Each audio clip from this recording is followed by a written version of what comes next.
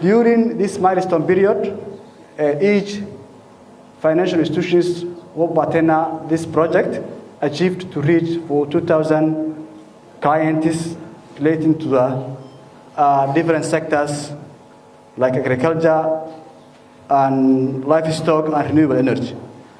The outreach is strongly aligned with inclusive commitments that most of the clients were women and most of them were youth.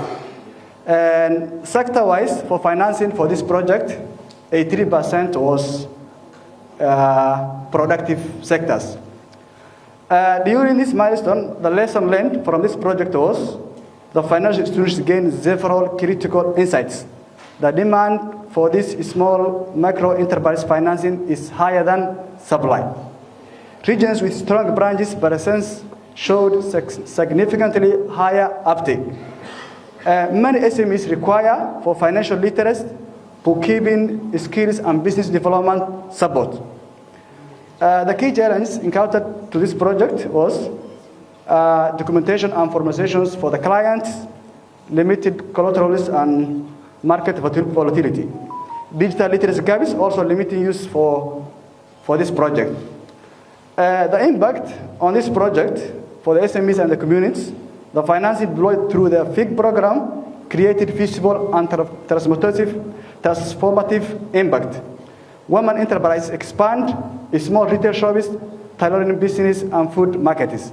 Youth invested in this productive asset, such as equipping, stock and agricultural inputs. Farmers access improved seeds and tools, increasing productivity. Education-focused business enhancement learning environments.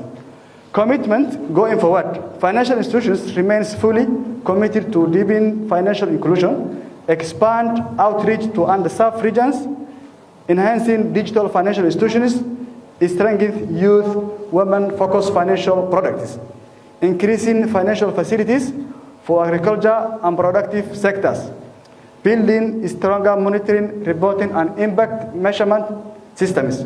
Conclusion. The successful completion of this milestone reflects the power of strategic collaboration, innovation, and community-centered finance. Financial institutions is honored to contribute to Somali economic development and will continue working closely with ACF, donors, and the private sectors to expand opportunities for all. Thank you.